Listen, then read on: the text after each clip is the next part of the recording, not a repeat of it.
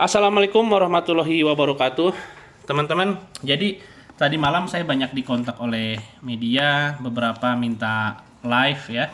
Dan hari ini saya juga banyak di tag orang, katanya Kang Eko bahas dong tentang keputusan Exco ya. Jadi gini nih, sebetulnya sebelum rapat Exco itu saya udah mendengar ada kabar rumor katanya Liga 2 akan dihentikan, nggak akan dilanjutkan dan lain sebagainya.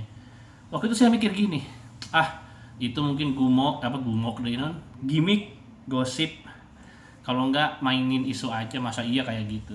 Ternyata benar kejadian. Gini ya, teman-teman, gini dulu nih. Jadi alasan ya, coba disimak alasan kenapa katanya Liga 2 dihentikan, Liga 3 dihentikan, Liga 1 nggak ada degradasi ya. Ada beberapa alasan katanya. Karena persyaratan dari negara tentang perpol itu ya, peraturan di kepolisian terkait persyaratan nggak bisa tuh cepet-cepet katanya. Lalu juga terkait infrastruktur juga pada nggak siap katanya. Udah gitu jadwalnya terlalu mepet dengan Piala Dunia U20 katanya ya. Nah, jadi yang namanya adaptasi itu penting, bagus ya, menyesuaikan dengan kondisi terkini. Tapi ya dipakai tuh otak gitu loh, mikir dulu gitu. Jadi jangan pingin hal-hal yang gampang, ini susah, udahlah stop, jangan kayak gitu ya. Jadi gini, orang-orang di yang pengurus itu ya, orang-orang otoritas sepak bola kita itu kan udah pada tua gitu loh ya, masa nggak punya pengalaman, nggak punya jam terbang, masa nggak punya relasi, nggak punya jaringan untuk mengatasi hal ini gitu.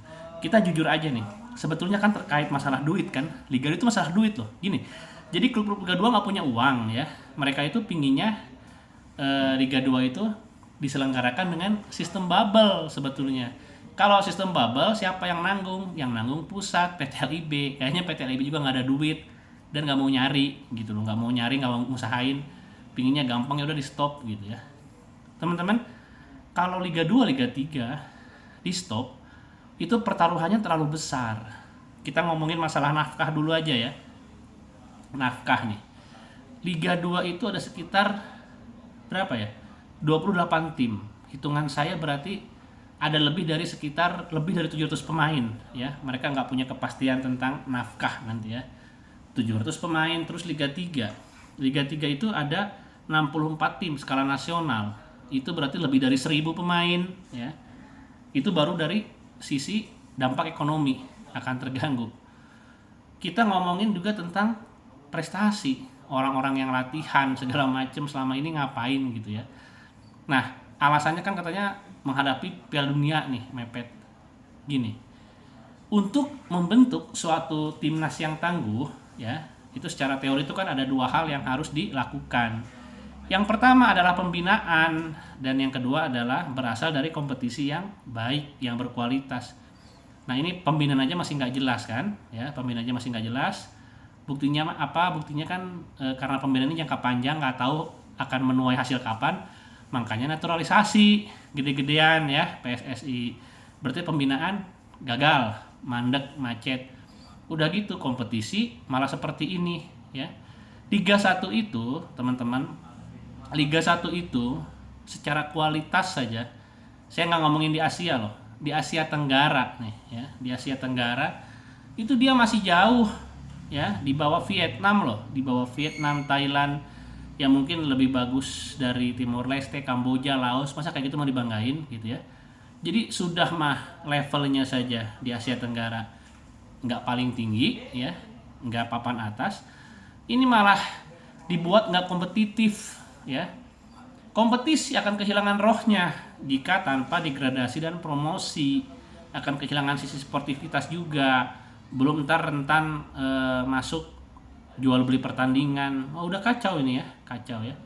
Jadi pembinaan nggak jelas, kompetisi juga nggak jelas gitu. Ya, ini mau ngapain lagi gitu loh ya. Nah, makanya kalau misalkan udah dikasih kepercayaan sebagai otoritas sepak bola nasional, ya mikir dong ya, dipakai otaknya dengan baik ya, sebagai karunia dari Allah Subhanahu wa taala gitu. Solusinya gimana gitu ya. Kan mereka bisa lobby, bisa menyiasati, bisa mempercepat, bisa menggandeng pihak ketiga untuk bangun ini itu, mengondisikan ini itu gitu ya. Itu. Lalu apa tuh, prestasi, dampak ekonomi, dan yang paling simpel gini loh, ini mau di apa, terus sepak bola kita mau gimana ini gitu loh ya, konsepnya nggak jelas, skemanya juga nggak jelas, sistematis enggak gitu ya, terpola enggak, ini mau gimana ya. Jadi secara jangka pendek, secara jangka panjang ini kacau ini ya, nggak punya visi misi, nggak punya target, nggak punya blueprint. Nah, makin kacau aja gitu ya, gitu. Jadi nggak bener nih ya, kompetisi tanpa promosi degradasi itu udah nggak benar, terus dihentikan ya, simple gitu, kayaknya pingin cari cara gampang juga nggak benar, terlalu banyak pertaruhannya gitu teman-teman ya. Jadi kompetisi yang tidak berkualitas akan menjadi trademark ya, ciri khas Indonesia nanti. Terus perlu dipahami juga tuh, BRI itu masuk ya, ingat kan gini, salah satu tugas dari federasi itu kan memutar kompetisi. Nah, federasi memberikan tugas itu atau dia menunjuk operator liga. Operator liga itu artinya apa? Artinya dia harus menggelar kompetisi gitu ya. Dia bisa menjual banyak hal. Gini loh, kan yang punya otoritas sepak bola gitu ya, yang punya hak terkait kompetisi itu kan monopolinya PSSI, diurus sama PT Liga. Makanya dia itu sebetulnya gampang ya, kalau memang pada pinter itu gampang loh menjual kompetisi itu ke pihak sponsor, investor segala macam, hak siar TV itu gampang ya kalau memang kompeten. Tapi jangan lupa itu BRI aja masuk ya, BRI masuk jadi sponsor itu kan nggak semata-mata karena federasi ya, bukan loh, itu karena kefiguran ya, dan kefigurannya pun bukan figur orang-orang PSSI tapi figur Menteri BUMN ya. BRI itu adalah Bank Nasional BUMN. Nah, gimana ini? Kadang-kadang harusnya mikirnya dari situ ya. Jauh sebelum Kanjuruhan, jauh sebelum hari ini harusnya mikirnya dari situ. Bahwa sebetulnya dalam apa? Dalam pengemasan kompetisi saja mereka itu ada problem gitu loh. Ditentukan sama pemerintah aja sampai turun tangan ya. Kementerian BUMN itu kan pemerintah turun tangan gitu. Itu diakui loh ya. Kan PSSI mengucapkan terima kasih kepada Bapak Erick Thohir, Bapak Menteri itu. Gitu loh, teman-teman ya. Anggap kalau misalkan pemerintah nggak turun tangan, ada nggak sponsor yang masuk? Nggak ada, gitu ya. Jadi intinya nggak benar tuh ya.